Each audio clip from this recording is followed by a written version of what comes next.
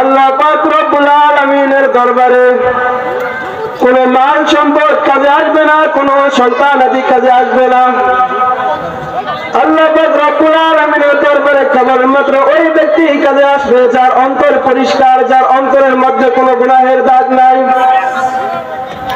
এই আয়াত দ্বারা বোঝা যায় যে কিয়ামতের দিন আল্লাহ পাক রব্বুল আলামিন ওই সমস্ত ব্যক্তিদেরকে বেশিয়া করবেন যাদের অন্তরের মধ্যে কোনো দাগ নাই। এই জন্য আমাদের অন্তরকে পরিষ্কার করতে হবে।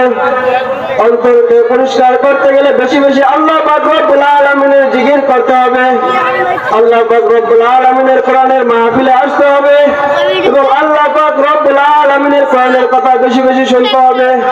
যখন কোন ব্যক্তির অন্তর পরিষ্কার থাকবে তখন হাজারো ফাহিশা কাজের মধ্যে যাক না কেন কোনো ফাহিশা কাজের তাকে ভালো লাগবে না। শুধুমাত্র তার অন্তরের ভিতরে একটি জিনিস জায়গা করে নিবে, সেটা হলো আল্লাহ পাক রব্বুল আলামিনের কোরআনের কথা, আল্লাহ পাক রব্বুল আলামিনের প্রেম। যেমনি ভাবে একদিন হযরত ইব্রাহিম আলাইহিস সালাতু ওয়াস সালাম ছাগলের দল চড়াচ্ছিলেন, তার পাশ দিয়ে একটি ব্যক্তি গুনগুন করে কিছু বাক্য বলতে বলতে যাচ্ছিলেন। হযরত ইব্রাহিম আলাইহিস সালাতু ওয়াস সালাম দৌড়িয়ে ওই ব্যক্তির কাছে যান এবং বলেন, ভাই আপনি যে কথাগুলো, যে প্রশংসার বাক্যগুলো বলতেছিলেন ওই বাক্যগুলো আবার বলুন, ওই বাক্যগুলো আবার বলুন, কেননা আমার অন্তর এতটা পরিমাণ খুশিতে আনন্দে ভরে গেছে যে আল্লাহ পাক রব্বুল আলামিনের প্রশংসা শুকরিয়া এতই মজার যা কখনো ফুরাবে না যতই আমরা পাঠ করতে থাকি না কেন। হযরত ইব্রাহিম আলাইহিস সালাতু ওয়াস সালাম যখন অনুনয় বিনয় করে ওই ব্যক্তিকে বললেন যে ভাই আপনি আল্লাহ তাআলার প্রশংসার বাক্যগুলি আবার বলুন, তখন ওই ব্যক্তি হযরত ইব্রাহিম আলাইহিস সালাতু ওয়াস সালামকে বললেন, আমি বাক্যগুলো বলতে পারি তবে একটি শর্ত আছে। ইব্রাহিম আলাইহিস সালাতু ওয়াস সালাম বললেন, শর্তটি কি? ওই ব্যক্তি বললেন যে আপনি এর বিনিময়ে আমাকে কি দেবেন? হযরত ইব্রাহিম আলাইহিস সালাতু ওয়াস সালাম বলেন, আমার যে ছাগলের পাল আছে এর থেকে অর্ধেক ছাগলের পাল আপনাকে আমি দিয়ে দেব। ওই ব্যক্তি আবারও আল্লাহ তাআলার প্রশংসার বাক্যগুলি বলতে শুরু করলো। বলার শেষে যখন ওই ব্যক্তি থেমে গেল, হযরত ইব্রাহিম আলাইহিস সালাতু ওয়াস সালাম আবার ওই ব্যক্তিকে বলল, ভাই প্রশংসার বাক্যগুলি আবার বলুন।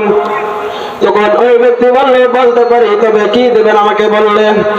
ইব্রাহিম আলাইহিস সালাতু ওয়াস সালাম বলেন, বাকি অর্ধেক ছাগলের দল আমি আপনাকে দিয়ে দেব।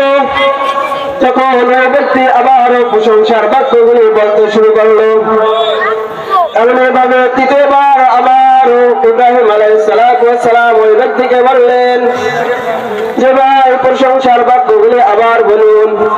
তখন ওই ব্যক্তি হযরত ইব্রাহিম আলাইহিস সালাতু ওয়াস সালামকে বলেন যে আপনার কাছে আমাকে দেওয়ার মতো আর কি জিনিস বাকি রয়েছে?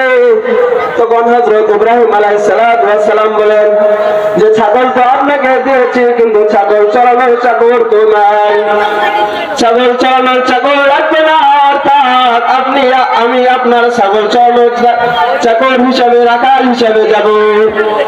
তখন ওই ব্যক্তি বলেন, ইব্রাহিম খলিলুল্লাহ,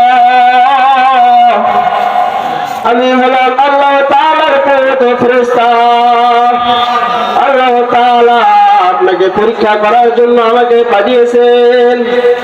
আল্লাহ তাআলা এই কথা বলে পাঠিয়েছেন যে যাও আমার বন্ধু ইব্রাহিমের কাছে যাও, গিয়ে আমার প্রশংসার বাক্যগুলি বলতে থাকো, দেখো সে তার বদলে কি দেয়।